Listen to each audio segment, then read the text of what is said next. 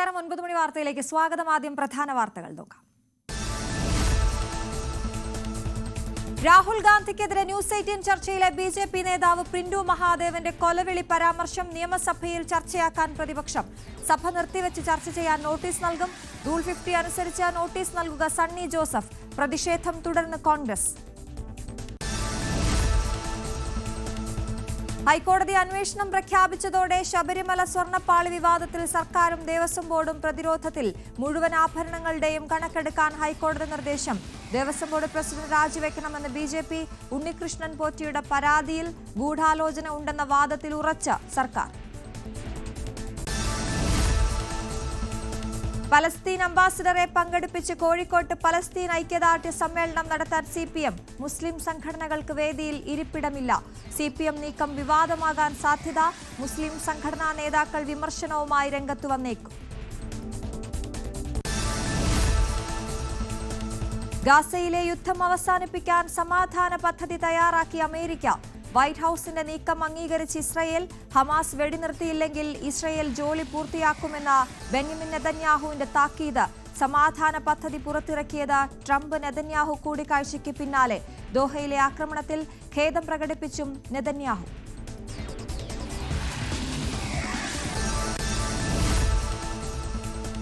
അഫ്ഗാനിസ്ഥാനിൽ ഇന്റർനെറ്റ് നിരോധിച്ച് താലിബാൻ ഭരണകൂടം. രാജ്യവ്യാപകമായി സേവനം റദ്ദാക്കി.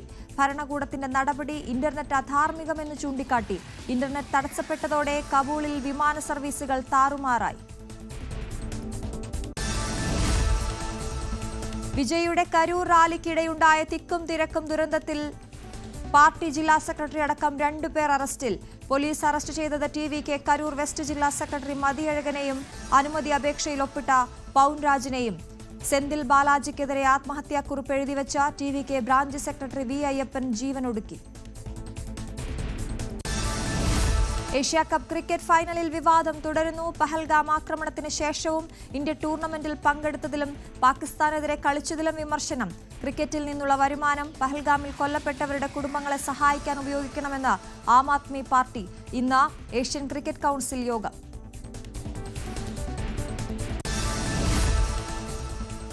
വിശദമായ വാർത്തയിലേക്ക് പോകാം. ന്യൂസ് 18 ചർച്ചയ്ക്കിടെ BJP നേതാവ് പ്രിന്റു മഹാദേവ് രാഹുൽ ഗാന്ധിക്കെതിരെ നടത്തിയ കൊലവിളി നിയമസഭയിൽ വീണ്ടും ഉന്നയിക്കാൻ പ്രതിപക്ഷം.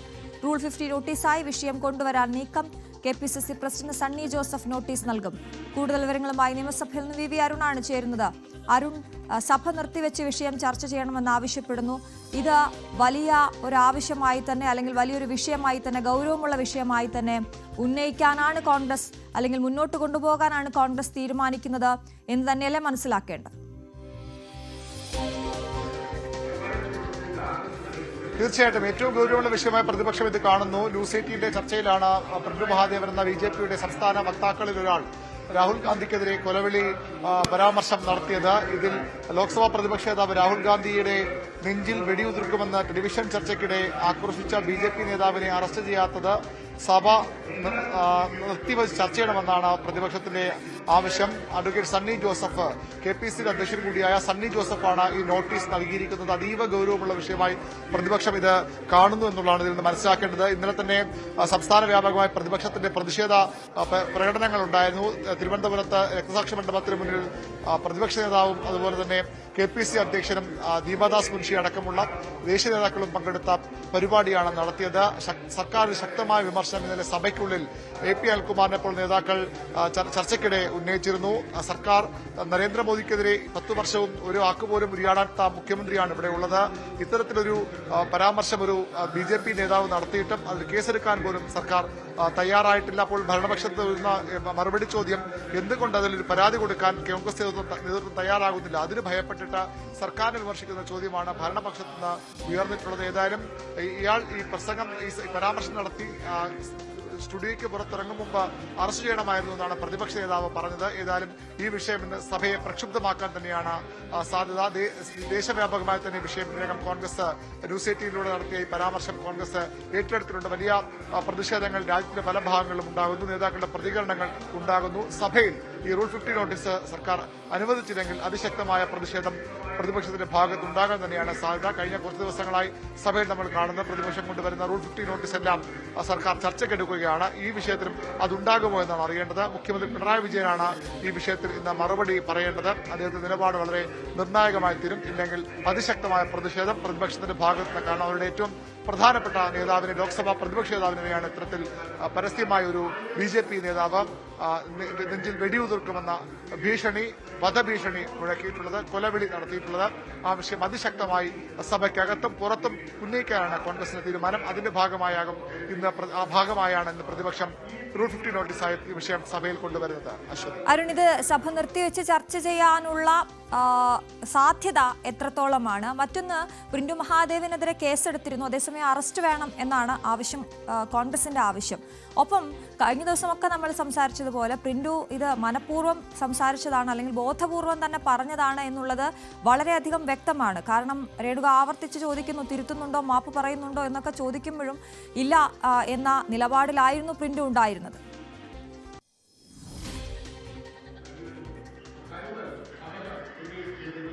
തീർച്ചയായിട്ടും പ്രിന്റുവിനെ അറസ്റ്റ് ചെയ്യണം. എന്തുകൊണ്ട് അറസ്റ്റ് ചെയ്യുന്ന ചോദ്യമാണ് പ്രതിപക്ഷം ഉയർത്തുന്നത്. കാരണം വളരെ പ്രത്യക്ഷത്തിൽ തന്നെ ഒരു വധഭീഷണി മുഴക്കിയിരിക്കുന്നു, കൊലവിളി നടത്തിയിരിക്കുന്നു. അവിടെ എന്തിനാണ് ഇനിയും ഒരു അന്വേഷണം എന്ന ചോദ്യമാണ് പ്രതിപക്ഷം ഉന്നയിക്കുന്നത്. സർക്കാർ സ്വമേധയാ കേസെടുക്കാവുന്ന വിഷയമാണ്. വ്യക്തമായ തെളിവുകളുണ്ട്. തത്സമയ ചർച്ചയിലാണ് ഇത്തരത്തിൽ പ്രിന്റു ഈ ഒരു കൊലവിളി നടത്തിയത്. എന്നിട്ടും എന്തുകൊണ്ട് സർക്കാർ നടപടിയെടുക്കുന്നില്ല എന്ന ചോദ്യമാണ് പ്രതിപക്ഷം ഉന്നയിക്കുന്നത്. ഇന്ന് മുഖ്യമന്ത്രി അതിന് മറുപടി പറയും. ഇയാൾക്കെതിരെ കേസ് ചാർജ് അടക്കമുള്ള കാര്യങ്ങൾ മുഖ്യമന്ത്രി വ്യക്തമാക്കും. പക്ഷേ അപ്പോഴും ശക്തമായ നടപടി വേണം, ഒട്ടും വൈകാതെ ഇയാളെ അറസ്റ്റ് ചെയ്യണം എന്നാണ് ഇപ്പോൾ പ്രതിപക്ഷം ആവശ്യപ്പെടുന്നത്. സഭയ്ക്ക് പുറത്തിറങ്ങാൻ ഇതിൽ ആവശ്യപ്പെട്ട് കഴിഞ്ഞു. ഇന്ന് സഭയിലും ഈ വിഷയത്തിൽ പ്രതിപക്ഷം ഇതേ നിലപാട് അറിയിക്കും. അങ്ങനെയെങ്കിൽ അതിശക്തമായ പ്രതിഷേധം, സർക്കാർ ഈ റൂൾ 50 നോട്ടീസ് ചർച്ചയ്ക്ക് എടുത്തില്ലെങ്കിൽ അതിശക്തമായ പ്രതിഷേധത്തിനാകും പ്രതിപക്ഷം തയ്യാറെടുക്കുക. ശരി അരുൺ. മറ്റൊരു പ്രധാനപ്പെട്ട വാർത്തയാണ് ശബരിമലയിലെ സ്വർണ്ണപ്പാളി വിവാദം. ഹൈക്കോടതി അന്വേഷണം പ്രഖ്യാപിച്ചതോടെ സർക്കാരും ദേവസ്വം ബോർഡും പ്രതിരോധത്തിലായിരിക്കുകയാണ്. 1999 മുതലുള്ള വിവരങ്ങളിൽ അവ്യക്തതയുണ്ട് എന്ന് പരാമർശിച്ച ഹൈക്കോടതി മുഴുവൻ ആഭരണങ്ങളുടെയും കണക്കെടുക്കാനാണ് നിർദ്ദേശിച്ചത്. ഹൈക്കോടതി ഉത്തരവിന്റെ പശ്ചാത്തലത്തിൽ ദേവസ്വം ബോർഡ് പ്രസിഡന്റ് രാജിവെക്കണമെന്ന ആവശ്യം BJP ഉന്നയിച്ചു കഴിഞ്ഞു. അതേസമയം സ്വർണ്ണപ്പാളി കാണാതായെന്ന സ്പോൺസർ ഉണ്ണികൃഷ്ണൻ പോറ്റിയുടെ പരാതിയിൽ ഗൂഢാലോചന ഉണ്ടെന്ന ആരോപണത്തിൽ ഉറച്ചു നിൽക്കുകയാണ് സർക്കാർ. ജില്ലാ ജഡ്ജിയുടെ അന്വേഷണം പൂർത്തിയായ ശേഷമാകും സർക്കാരിന്റെ തുടർനീക്കം. VV അരുൺ തുടരുന്നുണ്ടോ? അരുൺ, ഒരുപാട് ഈ സ്വർണ്ണപ്പാളി വിവാദവുമായി ബന്ധപ്പെട്ട, ഗൂഢാലോചനയുമായി ബന്ധപ്പെട്ടൊക്കെ ഒരുപാട് സംശയങ്ങൾ, ചോദ്യങ്ങൾ ബാക്കി നിൽക്കുന്നുണ്ട്. തന്റെ മറവി കാരണമാണ് ഇങ്ങനെ പറഞ്ഞതെന്നൊക്കെ ഉണ്ണികൃഷ്ണൻ പോറ്റി പലയിടത്തും പറയുന്നത് നമ്മൾ കേട്ടു. എന്താണ് ഇതിൽ ഏറ്റവും പുതിയ വിവരങ്ങൾ?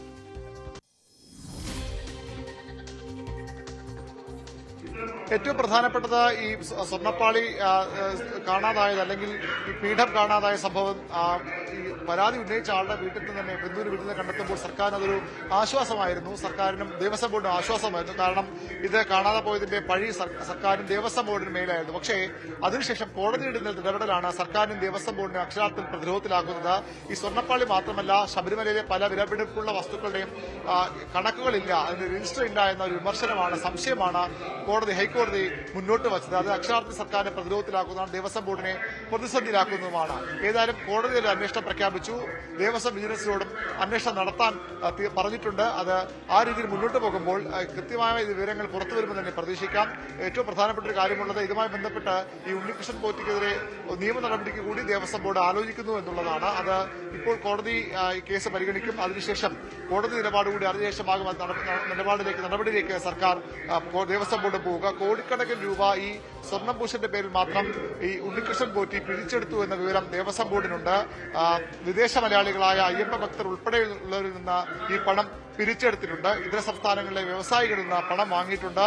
ഈ വിവാദങ്ങൾ ഒഴിവാക്കുന്നതിന്റെ ഭാഗമായി ഒരു 7 പവന്റെ മാല ഇയാൾ മാളികപ്പുറം ക്ഷേത്രത്തിൽ അടുത്തിടെ നൽകിയിട്ടുമുണ്ട്.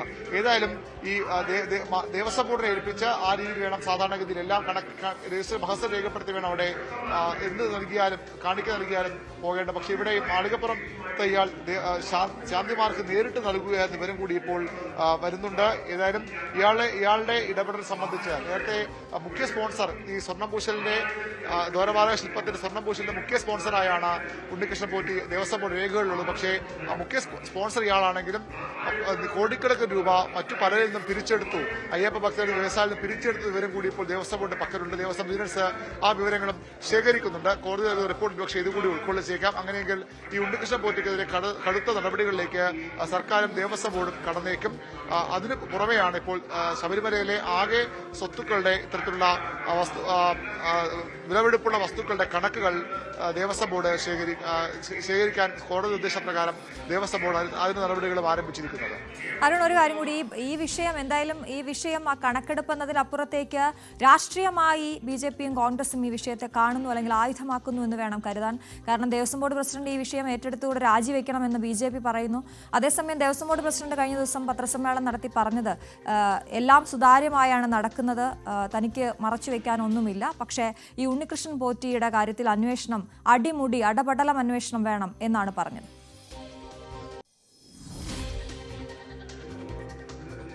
തീർച്ചയായിട്ടും സ്വാഭാവികമായും ഈ സ്വർണ്ണപ്പാളി കാണാതെ പോയപ്പോൾ തന്നെ അതിന്റെ പീഠം കാണാതെ പോയപ്പോഴും ഒക്കെ ദേവസ്വം ബോർഡിന്റെ പിടിപ്പുകേട് വിലയിരുത്തപ്പെട്ടിരുന്നു. പക്ഷെ അത് ഈ ആരോപണം ഉന്നയിച്ച ആളുടെ വീട്ടിൽ തന്നെ കണ്ടെടുക്കുമ്പോൾ ഗൂഢാലോചന നടന്നു, വലിയ ലക്ഷ്യത്തോടു കൂടിയുള്ള ഗൂഢാലോചന നടന്നു എന്ന ഒരു വിമർശനം ദേവസ്വം ബോർഡും സർക്കാരും ഉന്നയിച്ചു, ദേവസ്വം മന്ത്രി അടക്കമുള്ള ഉന്നയിച്ചു. പക്ഷേ ഇപ്പോൾ ഈ ശബരിമലയിലെ വസ്തുവകകളുടെ പ്രത്യേകിച്ചും ഈ വിലവെടുപ്പുള്ള ആഭരണങ്ങൾ അടക്കമുള്ള ഇവരുടെ കൃത്യമായ രജിസ്റ്റർ ഇല്ല, അതിൽ കണക്കില്ല എന്ന് ഹൈക്കോടതി പറയുമ്പോൾ അത് ദേവസ്വം ബോർഡ് പ്രതിരോധത്തിലാക്കുന്നതാണ്. അതിലാണ് ഇപ്പോൾ ദേവസ്വം ബോർഡ് പ്രസിഡന്റ് രാജി അടക്കം BJP പോലുള്ള സംഘടനകളും കോൺഗ്രസും ഒക്കെ ഉന്നയിക്കുന്നത്. ഇതിൽ കൃത്യമായ പരിശോധന ഉണ്ടാകണം. നേരത്തെ തന്നെ BJPയുടെ പ്രധാനപ്പെട്ട നിലപാട് ഈ ദേവസ്വം ഭരിക്കേണ്ടത് വിശ്വാസികളായിരിക്കണം, ദേവസ്വം സ്വത്തുക്കൾ കൈകാര്യം വിശ്വാസികളായിരിക്കണം. ആ ഒരു നിലപാട്, ആ ഒരു ആവശ്യം BJP വീണ്ടും ശക്തമാക്കുകയാണ്. ഈ ശബരിമലയിലെ ഈ കണക്കെടുപ്പുമായി ബന്ധപ്പെട്ടും ആ തരത്തിലേക്കാണ് BJPയുടെ ക്യാമ്പയിൻ ഇപ്പോൾ മുന്നോട്ട് പോകുന്നത്. ദേവസ്വം ബോർഡ് പ്രസിഡന്റ് രാജി അടക്കമുള്ള ആവശ്യങ്ങളുമായി തന്നെയാണ് BJP നേതൃത്വം ഈ വിഷയത്തെ കൂട്ടിക്കെട്ടുന്നത്. ശരി, VV അരുണാണ് വാർത്തയുടെ വിശദാംശങ്ങൾ നൽകിയത്. മറ്റു വാർത്തകളിലേക്ക് എത്താം ഇടവേളയ്ക്ക് ശേഷം.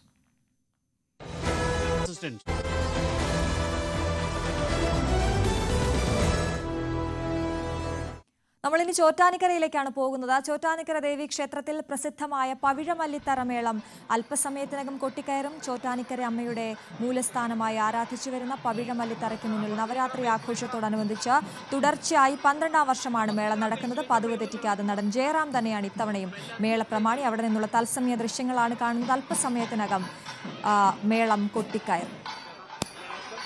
ഒരുപാട് സന്തോഷം, അഭിമാനം. ഞാൻ എന്തൊക്കെയാണ് എൻ്റെ വാക്കുകൾ എനിക്കറിയില്ല പറയാൻ. 12ാമത്തെ പ്രാവശ്യം ഒരു മേള പ്രമാണി സ്ഥാനത്ത് നിന്നുകൊണ്ട് ചോറ്റാനിക്കര അമ്മയുടെ നടയിൽ ഈ പവിഴമല്ലിയുടെ ചുവട്ടിൽ നിൽക്കാൻ കഴിയുമെന്ന് സ്വപ്നത്തിൽ പോലും ഞാൻ വിചാരിച്ചിട്ടില്ല. അതൊരു വലിയ മഹാഭാഗ്യം. അതും 12ാമത്തെ പ്രാവശ്യമാണ് ഇപ്രാവശ്യം പവിഴമല്ലിത്തറ മേളവുമായിട്ട് ഈ നടയിൽ നിൽക്കുന്നത്. ഇപ്രാവശ്യത്തെ സന്തോഷം പല കാരണങ്ങൾ കൊണ്ട് ഒരുപാടാണ്. പ്രത്യേകിച്ച് കഴിഞ്ഞ 11 വർഷവും എൻ്റെ കൂടെ സഹകരിച്ച് കേരളത്തിലെ ഏറ്റവും പ്രഗത്ഭരായിട്ടുള്ള ഒരുപാട് കലാകാരന്മാർ, ഈ 11 വർഷവും എന്നോടൊപ്പം ഇവിടെ നിന്നിട്ടുള്ള കലാകാരന്മാർ, എല്ലാവർക്കും നന്ദിയും കടപ്പാടുകളും എല്ലാം പറയുന്നു. ഈ സമയത്ത് ഇപ്രാവശ്യം എൻ്റെ ഗുരുനാഥൻ്റെ ഒരു സാന്നിധ്യമാണ് ഏറ്റവും വലിയ സന്തോഷം. അദ്ദേഹം ഇന്ന് ഇവിടെ നിന്ന് മേളം കണ്ട് അനുഗ്രഹിച്ച് പോകാൻ വന്നിട്ടുണ്ട്. നവമി ദിനേശ് വിവരങ്ങളുമായി ചേരുന്നു. നവമി, 12ാം വർഷമാണ് തുടർച്ചയായി മേളം നടക്കുന്നത്. മേളപ്രേമികൾക്ക് ഏറെ ഇഷ്ടമുള്ള ഒരു പവിഴമല്ലിത്തറ മേളം ആരംഭിക്കാൻ പോകുന്നു. എന്തൊക്കെയാണ് അവിടെ നിന്ന് തരാൻ കഴിയുന്ന വിവരങ്ങൾ?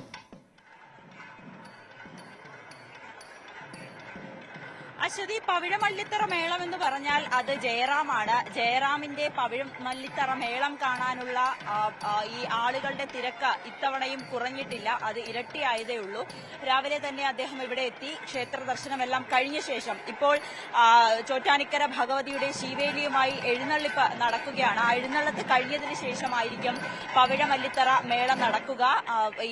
ഇന്ന് ദുർഗാഷ്ടമി ദിവസമായ ഇന്ന് ചോറ്റാനിക്കര അമ്മയുടെ മൂലസ്ഥാനം ആരാധിച്ചു വരുന്ന പവിഴമല്ലിത്തറയ്ക്ക് മുന്നിലാണ് നവരാത്രി ആഘോഷത്തോട് അനുബന്ധിച്ചുള്ള ഈ പവിഴമല്ലിത്തറ മേളം ഇത്തവണയും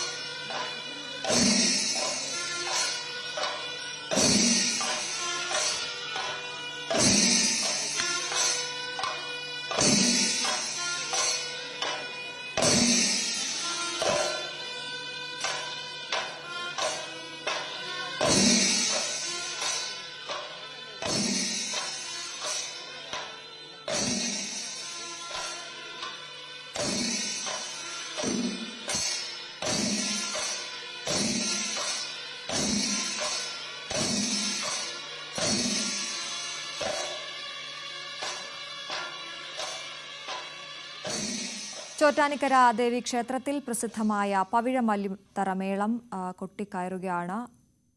ജയറാമാണ് ഇത്തവണയും മേളപ്രമാണിയായി അവിടെയുള്ളത്.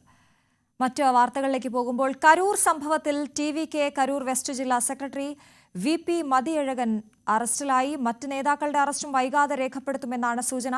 ദുരന്തത്തെ സംബന്ധിച്ച് പ്രകോപനപരമായ ഉള്ളടക്കം പോസ്റ്റ് ചെയ്തതിന് 25 പേർക്കെതിരെ ചെന്നൈ പോലീസ് കേസെടുത്തിട്ടുണ്ട്. അതേസമയം കരൂരിൽ ഒരു TVK ബ്രാഞ്ച് സെക്രട്ടറി ജീവനൊടുക്കി. DMK നേതാവ് സെന്തിൽ ബാലാജിക്കെതിരെ ആത്മഹത്യാക്കുറിപ്പ് എഴുതിവെച്ചാണ് വി അയ്യപ്പൻ ജീവനൊടുക്കിയത്. MG മിഥുനാണ് വാർത്തകൾ വിശദാംശങ്ങളുമായി ചേരുന്നത്. മിഥുൻ, കരൂർ സംഭവത്തെക്കുറിച്ച് ഇപ്പോഴും സംശയങ്ങൾ ബാക്കി നിൽക്കുകയാണ്. എന്താണ് അവിടെ സംഭവിച്ചത് എന്നതടക്കം. എന്തായാലും വിജയുടെ ഭാഗത്തു നിന്ന്, ആ നടത്തിപ്പുകാരുടെ ഭാഗത്തു നിന്ന് ഗുരുതരമായ വീഴ്ചയുണ്ടായി എന്ന് ആദ്യം മുതൽ തന്നെ വലിയ ആരോപണമുണ്ട്. അതിൽ അന്വേഷണം നടക്കുകയുമാണ്. ഏറ്റവും പുതിയ വിവരങ്ങൾ ഇത് സംബന്ധിച്ച് എന്തൊക്കെയാണ്? അശ്വതി, കഴിഞ്ഞ ദിവസം അറസ്റ്റിലായിട്ടുള്ള തമിഴഴകിന്റെ ചോദ്യം ചെയ്യൽ ഇപ്പോഴും പുരോഗമിക്കുകയാണ്. അല്പസമയത്തിനകം തന്നെ അദ്ദേഹത്തെ കോടതിയിൽ ഹാജരാക്കുമെന്നാണ് അന്വേഷണ സംഘം അറിയിക്കുകയും ചെയ്തിട്ടുള്ളത്. തുടർ നടപടികൾ അതിനുശേഷം കൈക്കൊള്ളുമെന്നാണ് നമുക്ക് മനസ്സിലാക്കാൻ സാധിക്കുന്നത്. ഇന്ന് പുലർച്ചയോടുകൂടി 3 മണിയോടുകൂടി അദ്ദേഹത്തെ കരൂരിലെത്തിക്കുകയും പിന്നീട് ചോദ്യം ചെയ്യൽ ആരംഭിക്കുകയും ചെയ്തതാണ്. ഇതിൽ എന്താണ് സംഭവിച്ചത്, ഏതെങ്കിലും തരത്തിൽ ഗൂഢാലോചന നടന്നിട്ടുണ്ടോ തുടങ്ങിയ കാര്യങ്ങളൊക്കെ ഈ അന്വേഷണ സംഘം പരിശോധിക്കുകയും ചെയ്യുന്നുണ്ട്. മറ്റൊന്ന്, അതിനിടെ ഇപ്പോൾ TVKയുടെ ഒരു നേതാവ് കൂടി, ഒരു ബ്രാഞ്ച് സെക്രട്ടറി ആത്മഹത്യ ചെയ്തതായിട്ടുള്ള വിവരങ്ങൾ കൂടി പിന്നീട് പുറത്തു വരുന്നു. വി അയ്യപ്പനാണ് ഇത്തരത്തിൽ ആത്മഹത്യ ചെയ്തത്. അതിൽ DMK നേതാവ് സെന്തിൽ ബാലാജിക്കെതിരെ ഗുരുതര ആരോപണം ഉന്നയിച്ചുകൊണ്ട് ആത്മഹത്യക്കുറിപ്പ് പറഞ്ഞുകൊണ്ടാണ് എഴുതി വെച്ചതിന് ശേഷമാണ് ഇദ്ദേഹം ആത്മഹത്യ ചെയ്തിരിക്കുന്നത്. അതായത് ചില സമ്മർദ്ദം ഈ വിഷയവുമായി ബന്ധപ്പെട്ട് സെന്തിൽ ബാലാജിയുടെ ഭാഗത്തുനിന്ന് ഉണ്ടായി. അതായത് TVKക്കെതിരെ പറയണമെന്നുള്ള കാര്യം നിരന്തരം ആവശ്യപ്പെട്ടു, തന്നെ സമ്മർദ്ദപ്പെടുത്തി, അല്ലെങ്കിൽ തൻ്റെ ജീവന് അപായപ്പെടുത്തുമെന്നടക്കമുള്ള ചില കാര്യങ്ങൾ സെന്തിൽ ബാലാജി പറഞ്ഞു എന്നടക്കമുള്ള കാര്യങ്ങളാണ് ഈ ആത്മഹത്യക്കുറിപ്പിൽ എന്നാണ് നമുക്ക്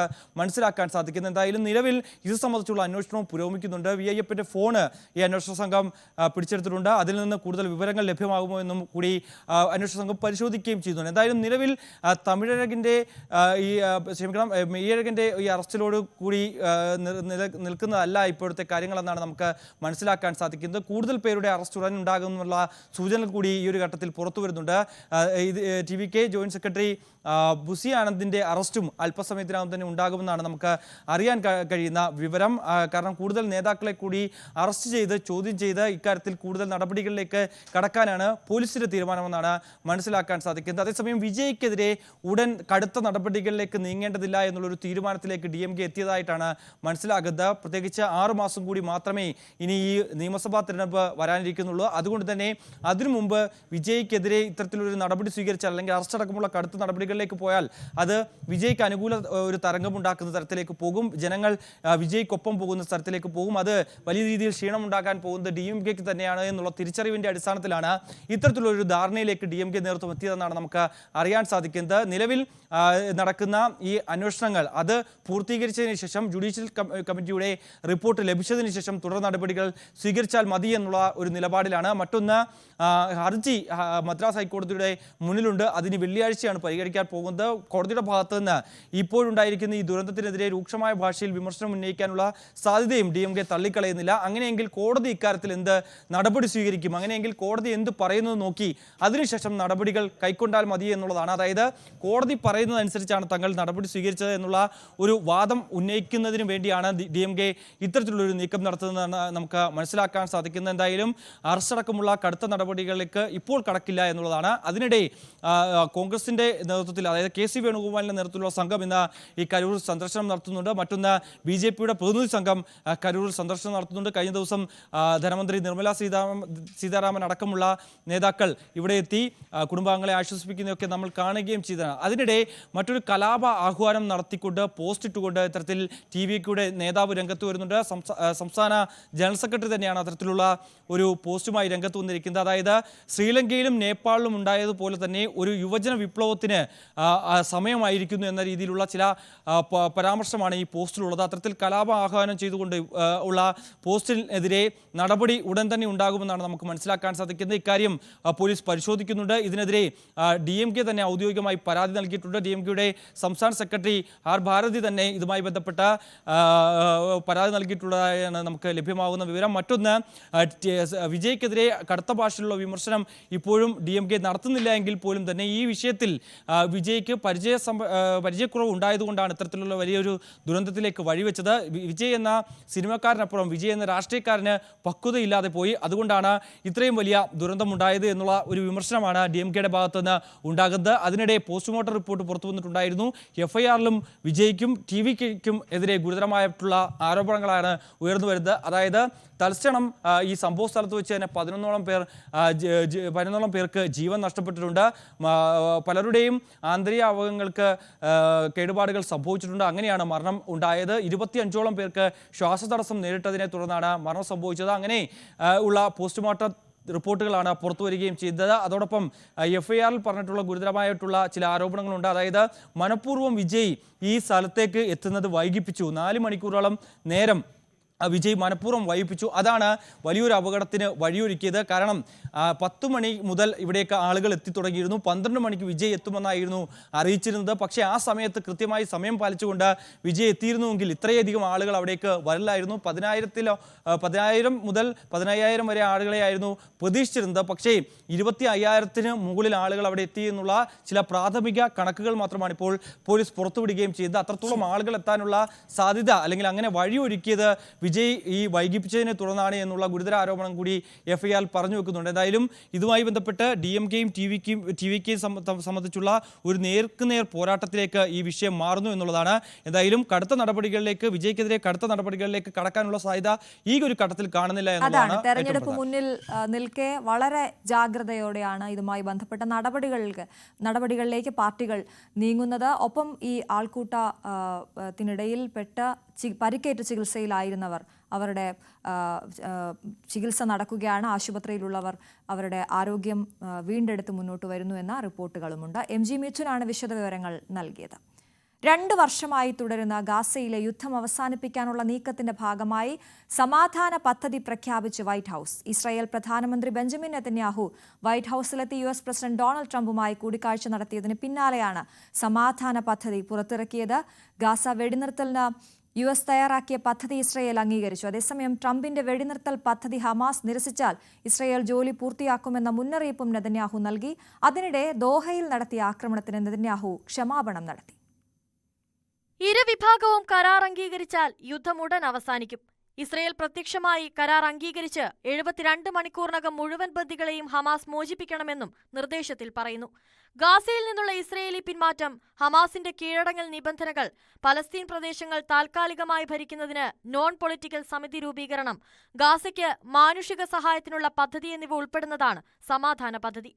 ഗാസയുടെ പുനർനിർമ്മാണത്തിന് ട്രംപ് അധ്യക്ഷനായ ഇടക്കാല രാജ്യാന്തര സമിതി രൂപീകരിക്കും. മുൻ ബ്രിട്ടീഷ് പ്രധാനമന്ത്രി ടോണി ബ്ലെയർ സമിതിയിൽ അംഗമാകും. ഹമാസിനും മറ്റു ഭീകര സംഘടനകൾക്കും സമിതിയിലോ ഗാസയുടെ ഭാവി ഭരണത്തിലോ നേരിട്ടോ അല്ലാതെയോ ഒരു നിലയിലും യാതൊരു പങ്കുമുണ്ടാകില്ല. ഗാസയിലെ സഹായ വിതരണം UN, റെഡ് ക്രസന്റ് ഉൾപ്പെടെ ഏജൻസികൾ വഴി നടത്തും. ഗാസയിൽ നിന്ന് ആരെയും പുറത്താക്കില്ല. പദ്ധതി പ്രകാരം അറബ് രാജ്യങ്ങൾ ഗാസയെ സൈനികമുക്തമാക്കാനും ഹമാസിന്റെയും മറ്റെല്ലാ ഭീകര സംഘടനകളുടെയും സൈനിക ശേഷി ഇല്ലാതാക്കാനും പ്രതിജ്ഞാബദ്ധമാകും. ഹമാസ് പദ്ധതിയെ അനുകൂലിക്കുമെങ്കിൽ ഇസ്രയേൽ ആക്രമണം നിർത്തിവെക്കുമെന്നും ട്രംപ് വ്യക്തമാക്കി. പിന്നാലെ ഇസ്രയേൽ സൈന്യം ഗാസയിൽ നിന്ന് ഘട്ടം ഘട്ടമായി പിന്മാറും. ഗാസയിൽ നിന്ന് ഒരാളെയും പുറത്താക്കില്ലെന്നും പദ്ധതി വ്യക്തമാക്കുന്നുണ്ട്. സാമ്പത്തിക വളർച്ചയ്ക്കായി പ്രത്യേക ഇക്കണോമിക് സോൺ രൂപീകരിക്കുമെന്നും പദ്ധതിയിൽ പറയുന്നു. അതേസമയം പദ്ധതി ഹമാസ് നിരസിച്ചാൽ ഇസ്രയേൽ ജോലി പൂർത്തിയാക്കുമെന്ന വെല്ലുവിളിയും നെതന്യാഹു നടത്തി.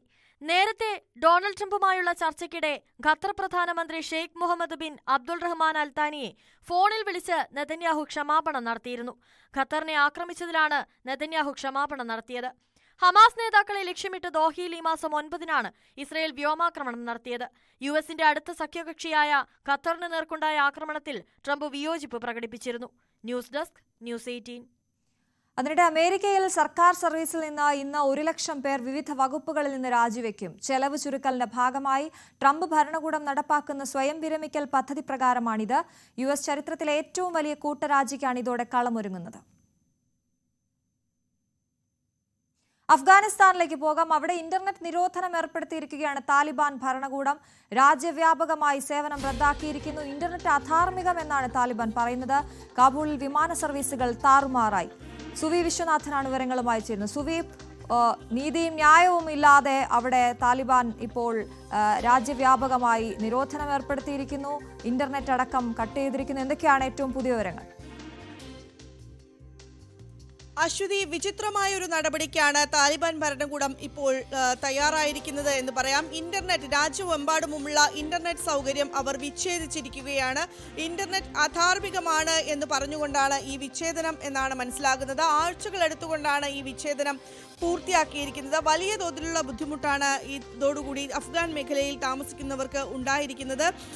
ആദ്യം ഫൈബർ ഓപ്റ്റിക് കേബിളുകളാണ് വിച്ഛേദിച്ചത്. അതിനുശേഷം ഇപ്പോൾ ടെലികോം കേബിളുകളും വിച്ഛേദിച്ചിരിക്കുകയാണ്. വലിയ തോതിലുള്ള ബുദ്ധിമുട്ട് ഉണ്ടാകുന്നു. പുറം ലോകവുമായി ബന്ധപ്പെടാനുള്ള ആശയവിനിമയം നടത്തുന്നതിനുള്ള എല്ലാ സംവിധാനവും വിച്ഛേദിക്കപ്പെട്ടിരിക്കുന്നു എന്നാണ് നമുക്ക് മനസ്സിലാക്കാൻ സാധിക്കുന്നത്. താലിബാന്റെ ബ്ലാക്ക് ഔട്ടാണ് ഇപ്പോൾ അഫ്ഗാനിസ്ഥാനിൽ നിലവിൽ വന്നിരിക്കുന്നത്. വിമാന സർവീസുകളെ ഇത് പൂർണ്ണമായും ബാധിച്ചിട്ടുണ്ട്. കാബൂളിനെയാണ് ഏറ്റവും അധികം ബാധിച്ചിരിക്കുന്നത്. കാബൂളിലെ 8 വിമാന സർവീസുകൾ റദ്ദാക്കിയിരിക്കുകയാണ്. അത് കാബൂളിലേക്ക് വരുന്നതും കാബൂളിൽ നിന്ന് തിരിച്ചു പോകുന്നതുമായ വിമാന സർവീസുകളാണ് റദ്ദാക്കിയിരിക്കുന്നത്. ബിസിനസ് മേഖലയെയും ഇത് ബാധിച്ചിട്ടുണ്ട് എന്നാണ് നമുക്ക് അറിയാൻ സാധിക്കുന്നത്. ഫൈബർ ഓപ്റ്റിക് കേബിൾ ഉപയോഗിച്ച് ആഴ്ചകൾക്ക് ശേഷമാണ് ഇപ്പോൾ ടെലികോം മേഖലയിലും ഇത്തരത്തിൽ ഒരു വിച്ഛേദനം അല്ലെങ്കിൽ ബ്ലാക്ക് ഔട്ട് ഉണ്ടാകുന്നത്. ഇനിയൊരു നോട്ടീസ് ഉണ്ടാകുന്നത് വരെ ഇന്റർനെറ്റ് സേവനം ലഭ്യമായിരിക്കില്ല എന്നാണ് താലിബാൻ ഭരണകൂടത്തിലെ ഉദ്യോഗസ്ഥർ അറിയിക്കുന്നത്. Satellite TV, mobile internet connection പൂർണ്ണമായും വിച്ഛേദിക്കപ്പെട്ടിട്ടുണ്ട്. ആളുകൾക്ക് പരസ്പരം ആശയവിനിമയം നടത്താൻ സാധിക്കുന്നില്ല എന്നാണ് പറയുന്നത്. ഇതിനൊരു ബദൽ സംവിധാനം താലിബാൻ ഭരണകൂടം ഏർപ്പെടുത്തും എന്ന് പറഞ്ഞിരുന്നുവെങ്കിലും അതെന്താണ് എന്ന് വ്യക്തമാക്കിയിട്ടില്ല. ആ സംവിധാനം ഏർപ്പെടുത്തിയിട്ടുമില്ല. ഇന്നിപ്പോൾ ചൊവ്വാഴ്ചയാണ്. കൂടുതൽ വ്യാപാര സ്ഥാപനങ്ങൾ, ബാങ്ക് ഉൾപ്പെടെയുള്ള സ്ഥാപനങ്ങൾ പ്രവർത്തനം ആരംഭിക്കാനിരിക്കുന്നതേയുള്ളൂ. അത് ആരംഭിക്കുമ്പോൾ മാത്രമായിരിക്കും ഇതിൻ്റെ ഒരു ആഘാതം എത്രയാണെന്ന് പുറം ലോകം അറിയുകയുള്ളൂ. ഏതായാലും കഴിഞ്ഞ കുറേ വർഷങ്ങളായി 2021 താലിബാൻ അധികാരമേറ്റത്. അതിനുശേഷം അവർ ഇത്തരത്തിൽ വിചിത്രമായ നടപടികൾ സ്വീകരിച്ചു വരികയാണ്. ഇസ്ലാമിക് ശരിയ അനുസരിച്ച് ജീവിക്കാനാണ് ഇവിടെയുള്ള അവർക്ക് ആഹ്വാനം ചെയ്യുന്നത്. അതുപ്രകാരമാണ് തങ്ങളിപ്പോൾ ഇന്റർനെറ്റ് വിച്ഛേദിക്കുന്നത് എന്നാണ് താലിബാൻ ഭരണകൂടം വ്യക്തമാക്കുന്നത്. ശരി സുവി, എന്തായാലും എല്ലാ കാലത്തും താലിബാൻ നടപ്പാക്കുന്ന സ്ത്രീകൾക്കെതിരെയുള്ള ദ്രോഹം അതിപ്പോഴും നടപ്പിലാക്കുന്നു എന്നാണ്. അവിടെ ഇന്റർനെറ്റിനൊപ്പം സ്ത്രീകൾ എഴുതിയ പുസ്തകങ്ങളടക്കം നിരോധിക്കുന്ന അവസ്ഥയിലേക്ക് കാര്യങ്ങൾ എത്തി നിൽക്കുകയാണ്. സുവി വിശ്വനാഥനാണ് വിവരങ്ങൾ നൽകിയത്. മറ്റൊരു വാർത്തയിലേക്ക് പോവുകയാണ്. ഏഷ്യ കപ്പ് ക്രിക്കറ്റ് മത്സരത്തെ ചൊല്ലിയുള്ള വിവാദം തുടരുകയാണ്. പഹൽഗാം ആക്രമണത്തിന് ശേഷം ഇന്ത്യ ഏഷ്യ കപ്പിൽ പങ്കെടുത്തതിലും പാകിസ്ഥാനുമായി ക്രിക്കറ്റ് കളിച്ചതിലും പ്രതിപക്ഷ കക്ഷികൾ വിമർശനം തുടരുന്നുണ്ട്. ക്രിക്കറ്റ് മത്സരത്തിൽ നിന്ന് ലഭിക്കുന്ന വരുമാനം പഹൽഗാം ഭീകരാക്രമണത്തിൽ കൊല്ലപ്പെട്ടവരുടെ കുടുംബങ്ങളെ സഹായിക്കാൻ ഉപയോഗിക്കണമെന്ന് ആം ആദ്മി പാർട്ടി ആവശ്യപ്പെട്ടിട്ടുണ്ട്. അതേസമയം ഏഷ്യൻ ക്രിക്കറ്റ് കൗൺസിൽ യോഗം ഇന്ന് ചേരും. MG മിഥുനാണ് ന്യൂസ് ഡെസ്കിൽ നിന്ന് വിവരങ്ങളുമായി ചേരുന്നത്. മിഥുൻ, വിവാദം തീരുന്നില്ല എന്നുള്ളതാണ്. ഇന്ന് കൗൺസിൽ യോഗം ചേരുമ്പോൾ ഈ വിഷയത്തിലുള്ള എല്ലാ വശങ്ങളും പരിശോധിക്കും, ചർച്ച ചെയ്യുമെന്ന് വേണ്ടേ കരുതാൻ? സ്വാഭാവികമായും ഈ വിഷയങ്ങളൊക്കെ അശ്വതി ചർച്ചയ്ക്ക് വരാൻ തന്നെയാണ് സാധ്യത. പ്രത്യേകിച്ച് ഈ ഏഷ്യൻ ക്രിക്കറ്റ് കൗൺസിലിന്റെ ചെയർമാൻ കൂടിയായിട്ടുള്ള മുഹസിൻ നഖ്വിയുടെ നടപടി അത് വളരെ രൂക്ഷമായ വിമർശനങ്ങൾക്ക് വഴിയൊരുക്കുകയും ചെയ്തിട്ടുണ്ട്. പ്രത്യേകിച്ച് ഈ കപ്പ് ഏറ്റുവാങ്ങാൻ ഇന്ത്യൻ ടീം തയ്യാറാകാത്തതിനെ തുടർന്ന് അത് നൽകാതെ ആ കപ്പുമായി കടന്നു കഴിഞ്ഞൊരു പശ്ചാത്തലമുണ്ട്. എങ്ങനെ ഇത്തരത്തിലൊരു തീരുമാനം, ഏകണ്ഠമായിട്ട് എടുക്കേണ്ട ഒരു തീരുമാനം ഒറ്റയ്ക്ക് ഈ നഖ്വിക്ക് എടുക്കാൻ സാധിച്ചു എന്നുള്ളതാണ്. അതായത് അങ്ങനെ ഒരു തരത്തിലും ഒരു ഏഷ്യൻ ക്രിക്കറ്റ് കൗൺസിലിന്റെ അധീനതയിൽ വരുന്ന അല്ലെങ്കിൽ ICC ചാമ്പ്യൻഷിപ്പ് നടക്കുന്ന ഒരു മത്സരത്തിൽ ഇങ്ങനെ ഒരു നടപടി സ്വീകരിക്കാൻ നഖ്വിക്ക് എങ്ങനെ സാധിച്ചു എന്നുള്ളതാണ് നാനാകോണിൽ നിന്നും ഉയർന്ന വിമർശനം. പ്രത്യേകിച്ച് അടുത്ത ആഴ്ച ICC യോഗം ചേരുന്നുണ്ട്. ഇക്കാര്യത്തിൽ കടുത്ത നടപടികളിലേക്ക് ICC നേതൃത്വം പോകാനുള്ള സാധ്യതയും തള്ളിക്കളയാനാകില്ല. ഇത് സംബന്ധിച്ച രേഖാമൂലം പരാതി BCCI നൽകുകയും ചെയ്തിട്ടുണ്ട്. ഈ നടപടിയെ ചോദ്യം ചെയ്തുകൊണ്ടാണ് ഈ രേഖാമൂലം പരാതി നൽകുകയും ചെയ്തിരിക്കുന്നത്. ഈ വിഷയത്തിൽ കൃത്യമായ രീതിയിലുള്ള പരിശോധനകൾ ഉണ്ടാകും. ഇന്ത്യൻ ടീമിന്റെ ഭാഗത്ത് നിന്ന് ഏതെങ്കിലും തരത്തിൽ വീഴ്ചയുണ്ടായിട്ടുണ്ടോ എന്നടക്കമുള്ള കാര്യങ്ങളും പരിശോധനയ്ക്ക് വിധേയമാക്കുകയും ചെയ്യും. നമുക്കറിയാം ഈ ഏഷ്യ കപ്പ് ആരംഭിക്കുന്ന അന്നു മുതൽ തുടങ്ങിയ വിവാദങ്ങളാണ്. ആദ്യം ഹസ്തദാന വിവാദങ്ങൾ ഉണ്ടാകുന്നു. തൊട്ടു പിന്നാലെ പഹൽഗാം ഭീകരാക്രമണവുമായി ബന്ധപ്പെട്ടുള്ള വിഷയങ്ങൾ കളിക്കളത്തിലേക്ക് വരുന്നു എന്നതും നമ്മൾ കാണുകയും ചെയ്തു. താരങ്ങൾ തമ്മിൽ ഏറ്റുമുട്ടുന്ന ഒരു സ്ഥിതിവിശേഷം, ആ രീതിയിലേക്ക് കളിക്കളം കൂടി മാറുന്ന ഒരു പശ്ചാത്തലത്തിലേക്ക് ക്രിക്കറ്റ് മാമാങ്കം മാറി എന്നുള്ളതായിരുന്നു ഏറെ പ്രധാനപ്പെട്ട കാര്യം. അതിൻ്റെ വിവാദങ്ങൾ ഇപ്പോഴും കെട്ടടങ്ങാതെ തന്നെ പോകുന്നു. അതോടൊപ്പം തന്നെ ചേർത്ത് വെക്കപ്പെടേണ്ട മറ്റൊരു വിഷയം, ഇന്ത്യയിലും സമാനമായ രീതിയിലുള്ള മറ്റ് വിവാദങ്ങൾ അരങ്ങേറുന്നുണ്ട് എന്നുള്ളതാണ്.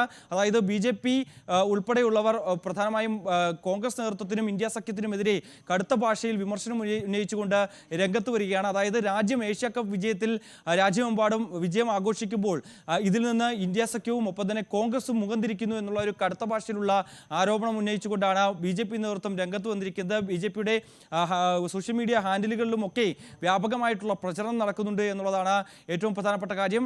പ്രദീപ് ഭണ്ഡാരി അടക്കമുള്ള, അമിത് മാളവി അടക്കമുള്ള BJP നേതാക്കളൊക്കെ തന്നെ ഇതുമായി ബന്ധപ്പെട്ടുള്ള രൂക്ഷമായ വിമർശനം നടത്തുകയും ചെയ്തിട്ടുണ്ട്. അതായത് പാകിസ്ഥാനുമായി അടുത്ത ബന്ധം വെച്ചു പുലർത്തുന്ന ആളാണ് രാഹുൽ ഗാന്ധി എന്ന രീതിയിലുള്ള രൂക്ഷമായ വിമർശനം നേരത്തെ തന്നെ BJP നേതാക്കൾ ഉന്നയിച്ചിട്ടുള്ളതാണ്. അത് ഇപ്പോൾ ഈ വിഷയത്തിലും ചേർത്ത് വെക്കപ്പെടുന്നുണ്ട് എന്നുള്ളതാണ്. അതായത് അസീം മുനീറിന്റെ അടുത്ത ബന്ധം പുലർത്തുന്ന രാഹുൽ ഗാന്ധി ഈ ഒരു തീരുമാനമെടുത്തതിന് പിന്നിൽ അതുതന്നെയാണ് എന്ന രീതിയിലുള്ള ചില പോസ്റ്റുകളാണ് ഇവർ പ്രചരിപ്പിക്കുകയും ചെയ്യുന്നത്. എന്തായാലും കോൺഗ്രസ് നേതൃത്വം ഇക്കാര്യത്തിൽ ഔദ്യോഗികമായ ഒരു പ്രതികരണം നടത്തിയിട്ടില്ല എന്നുള്ളതാണ്. കോൺഗ്രസ് വക്താവ് പവൻ ഖേര മാത്രമാണ് ഇത് സംബന്ധിച്ചുള്ള ഒരു പ്രതികരണവുമായി രംഗത്ത് വരികയും ചെയ്തിട്ടുള്ളത് എന്നുള്ളതാണ്.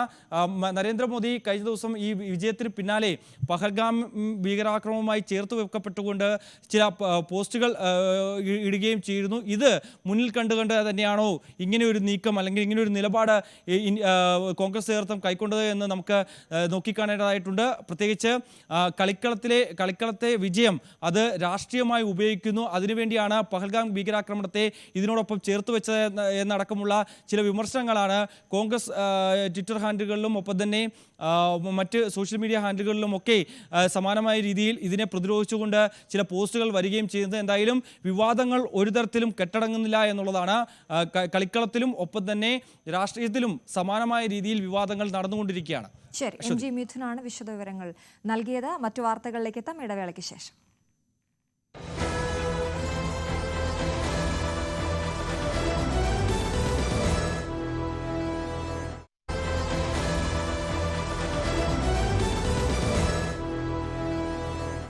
വീണ്ടും വാർത്തകളിലേക്ക്. പൊതുജനങ്ങൾക്ക് അഭിപ്രായങ്ങളും പരാതികളും മുഖ്യമന്ത്രിയെ അറിയിക്കാൻ മുഖ്യമന്ത്രി എന്നോടൊപ്പം എന്ന പേരിലുള്ള കോൾ സെന്റർ പ്രവർത്തനം തുടങ്ങി.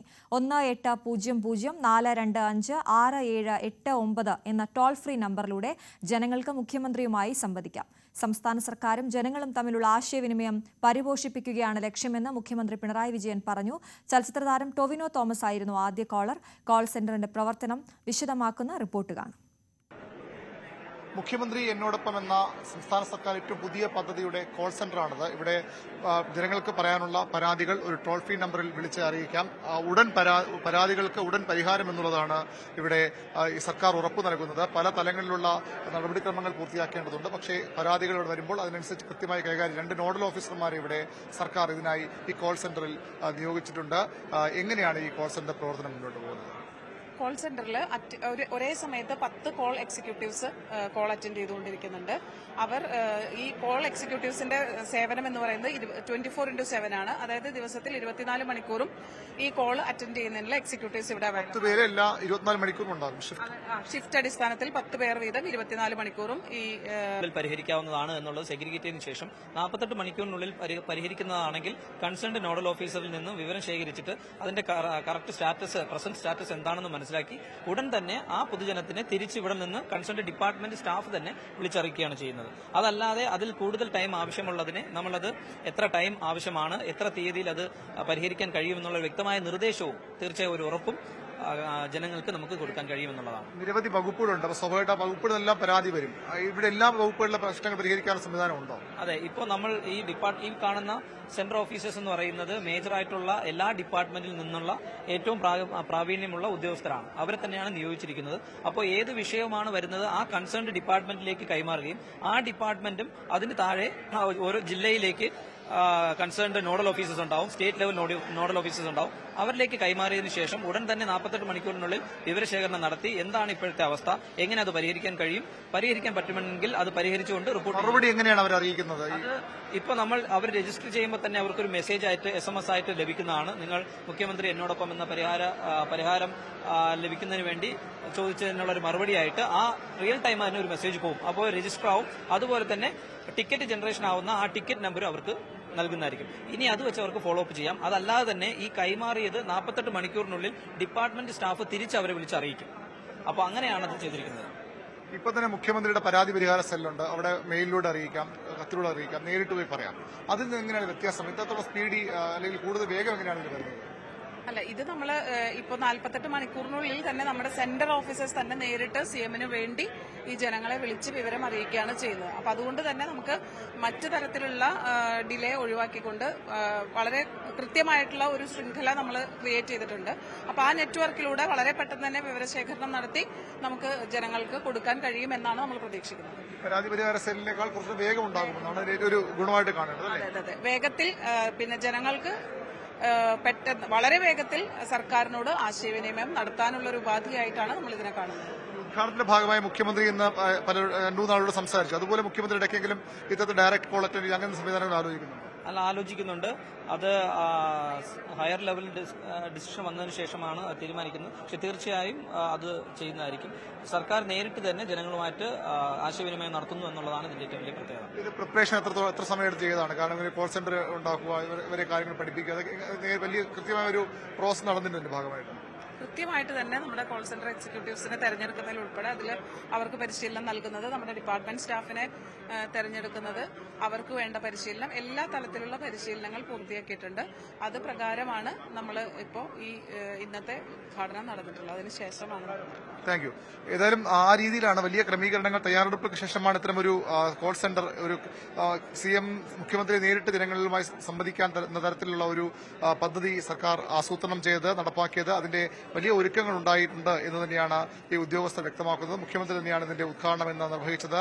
ചലച്ചിത്രതാരം ടൊവിനോ ആദ്യം അദ്ദേഹത്തോട് സംസാരിച്ചു. അതിനുശേഷം വളരെ 2-3 കോളുകൾ മുഖ്യമന്ത്രി ആ രീതിയിൽ ആളുകളുടെ കോളുകൾ സ്വീകരിക്കുകയും ചെയ്തു. ഈ കോൾ സെന്ററിന് പുറമെ ഇടയ്ക്കെങ്കിലും മുഖ്യമന്ത്രി ഈ ജനങ്ങളെ പരാതികൾ നേരിട്ട് കേൾക്കുന്ന തരത്തിലേക്ക് കൂടി കാര്യങ്ങൾ ഇപ്പോൾ ആലോചിക്കുന്നുണ്ട്. അതിന്റെ ഒരു അന്തിമ തീരുമാനത്തിലേക്ക് എത്തിയിട്ടില്ല. ഏതായാലും ജനങ്ങൾക്ക് വളരെ വേഗം സർക്കാർ കാര്യങ്ങൾ അറിയാൻ, മുഖ്യമന്ത്രിയുമായി സംസാരിക്കാൻ, തങ്ങളുടെ പ്രശ്നങ്ങൾ ചർച്ച ചെയ്യാനൊക്കെ ഉള്ള ഒരു അവസരമായി ഇത് മാറുമെന്ന പ്രതീക്ഷയാണ് സർക്കാരിന് ഉള്ളത്. സിഎം വിത്ത് മീ എന്ന ഈ പദ്ധതി ഏതായാലും എത്തരത്തിൽ മുന്നോട്ട് പോകും? ജനങ്ങൾക്ക് വലിയ ആവശ്യങ്ങളുണ്ട്. പലപ്പോഴും ഈ മുഖ്യമന്ത്രി പറഞ്ഞതുപോലെ ഓരോ ഫയലും ഓരോ ജീവിതമാണ്. നിരവധി അഴിയാക്കുരുക്കുകൾ, ചുവപ്പ് നാടകൾ ഇപ്പോഴും സർക്കാർ സർവീസിന്റെ പല തലങ്ങളിലുണ്ട്. അതൊക്കെ മാറ്റിയെടുക്കാൻ ഇതിലൂടെ കഴിയുമോ എന്നാണ് ഇപ്പോൾ സർക്കാർ വീണ്ടും ഒരിക്കൽ കൂടി ശ്രമിക്കുന്നത്. 1800-425-6789 ടോൾ ഫ്രീ നമ്പറിലൂടെയാണ് ജനങ്ങൾക്ക് മുഖ്യമന്ത്രിയോട് അഭിപ്രായ നിർദ്ദേശങ്ങളും പറയാൻ കഴിയുക. സംസ്ഥാന സർക്കാരും പൊതുജനങ്ങളും തമ്മിലുള്ള ആശയവിനിമയം പരിപോഷിക്കുകയാണ് ഇതിന്റെ ലക്ഷ്യമെന്ന് സർക്കാർ വ്യക്തമാക്കുന്നു.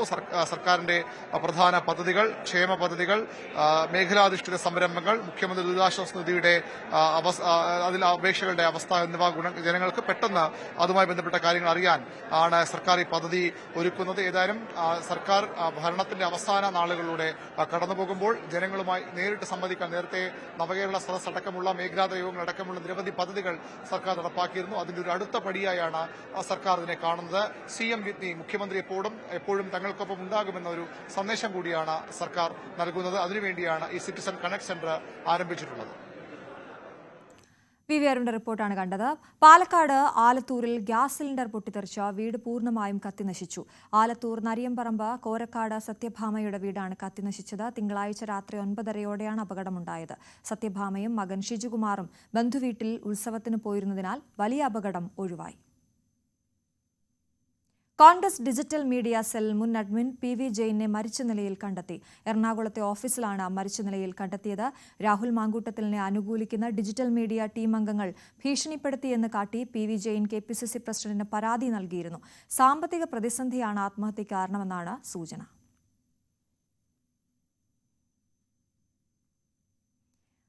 രണ്ട് മാസമായി വൈദ്യുതിയില്ലാതെ മെഴുകുതിരി വെളിച്ചത്തിൽ പഠിക്കുന്ന കുരുന്നുകൾക്ക് വൈദ്യുതി വെളിച്ചം എത്തിക്കാൻ ഇടുക്കി ജില്ലാ കളക്ടറുടെ ഇടപെടൽ. 2 ദിവസത്തിനുള്ളിൽ പുതിയ പോസ്റ്റുകൾ സ്ഥാപിച്ച് കണക്ഷൻ നൽകുമെന്ന് ജില്ലാ കളക്ടർ അറിയിച്ചു. പോപ്സ് കമ്പനി ഉടമകളുമായും കുട്ടികളുടെ കുടുംബങ്ങളുമായും ജില്ലാ കളക്ടർ നടത്തിയ ചർച്ചയിലാണ് പരിഹാരമായത്. 2 മാസമായി മെഴുകുതിരി വെട്ടത്തിൽ കഴിയേണ്ടി വന്ന വണ്ടിപ്പെരിയാർ സ്വദേശിനികളായ ഹർഷിനിയുടെയും ഹാഷിനിയുടെയും വാർത്ത പുറം ലോകം അറിഞ്ഞതോടെയാണ് ഇടുക്കി ജില്ലാ ഭരണകൂടം അടിയന്തര ഇടപെടൽ നടത്തിയത്. വൈദ്യുതി നൽകാൻ നേരത്തെ തന്നെ നിർദ്ദേശം നൽകിയിരുന്നുവെങ്കിലും പോസ്റ്റ് സ്ഥാപിക്കുന്നതിൽ KSEB സാങ്കേതിക പ്രശ്നങ്ങൾ ഉന്നയിച്ചു. ഇതോടെയാണ് ജില്ലാ കളക്ടർ വീണ്ടും വിഷയത്തിൽ ഇടപെട്ടത്. കണക്ഷൻ പുനഃസ്ഥാപിക്കുന്നതിന് രേഖകൾ കൈമാറാമെന്ന് പോപ്സ് കമ്പനി അധികൃതർ കളക്ടറെ അറിയിച്ചു. വീട്ടിൽ വീണ്ടും വൈദ്യുതി എത്തുന്നതിന്റെ സന്തോഷത്തിലാണ് ഹാഷിനിയും ഹർഷിനയും. പുതിയ പോസ്റ്റുകൾ സ്ഥാപിച്ച് 2 ദിവസത്തിനുള്ളിൽ കുട്ടികളുടെ വീട്ടിൽ വൈദ്യുതി എത്തിക്കുമെന്നാണ് KCB അധികൃതരും വ്യക്തമാക്കുന്നത്. എസ്റ്റേറ്റിന്റെ സ്ഥലത്ത് പോസ്റ്റ് സ്ഥാപിക്കാൻ അനുവദിക്കില്ലെന്ന പോപ്സ് കമ്പനിയുടെ നിലപാടായിരുന്നു വൈദ്യുതി ലഭിക്കാൻ തടസ്സമായിരുന്നത്. ഇതോടെയാണ് ജില്ലാ ഭരണകൂടം അടിയന്തരമായി നടപടിയെടുത്തത്. ന്യൂസ് 18 ഇടുക്കി. കോഴിക്കോട് വാണിമേലിൽ വിദ്യാർത്ഥിക്ക് നേരെ തെരുവുനായ ആക്രമണം. തലനാരിഴയ്ക്കാണ് ആക്രമണത്തിൽ നിന്നും വിദ്യാർത്ഥിനി രക്ഷപ്പെട്ടത്. വാണിമേൽ ക്രസന്റ് ഹൈസ്കൂളിലെ +2 വിദ്യാർത്ഥിക്ക് നേരെയാണ് 6ഓളം നായകൾ പാഞ്ഞെടുത്തത്. ഓടി രക്ഷപ്പെടുന്നതിനിടെ വിദ്യാർത്ഥിനി നിലത്ത് വീണെങ്കിലും കടിയേൽക്കാതെ രക്ഷപ്പെടുകയായിരുന്നു. നാട്ടുകാർ ബഹളം വെച്ചതിനെ തുടർന്നാണ് നായകൾ പിന്തിരിഞ്ഞോടിയത്.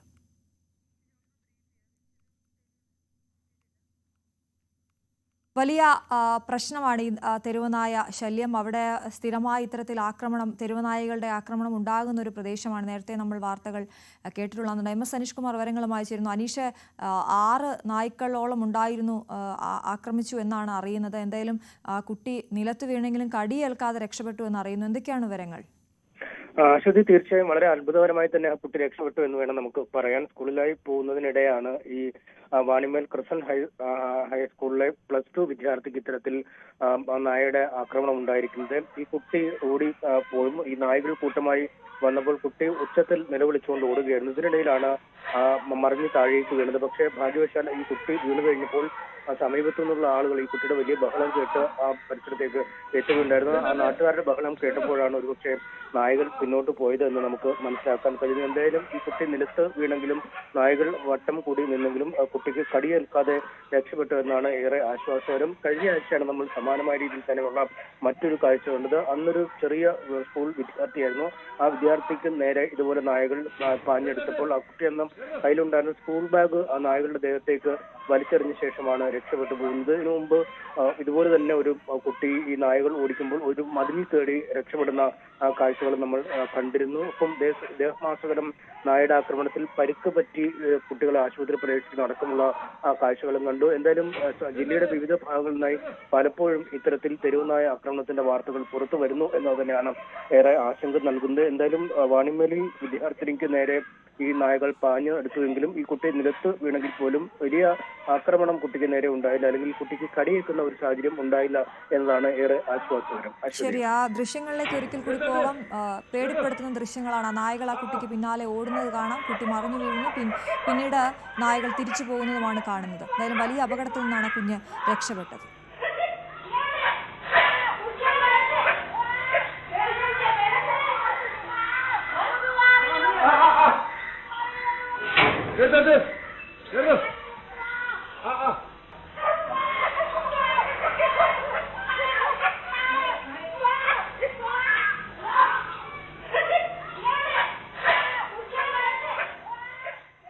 കോഴിക്കോട് വാണിമേലിൽ നിന്നാണ് ഈ പേടിപ്പെടുത്തുന്ന ദൃശ്യങ്ങൾ. പാലക്കാട് നെന്മാറയിൽ ക്ഷീര കർഷകന് ദാരുണാന്ത്യം. തൊഴുത്തിലെ തൂണ് വീണാണ് മരിച്ചത്. കയറാടി സ്വദേശി മീരാൻ സാഹിബാണ് മരിച്ചത്. പശുവിനെ കറക്കാൻ തൊഴുത്തിലെത്തിയപ്പോഴായിരുന്നു സംഭവം. ഈ ബുള്ളറ്റിൻ പൂർണ്ണമാവുകയാണ്. ഇനി വിശദമായ വാർത്തകളുമായി ന്യൂസ് ട്രെൻഡ്സിൽ TG സജിത്ത് ചേരും. നമസ്കാരം.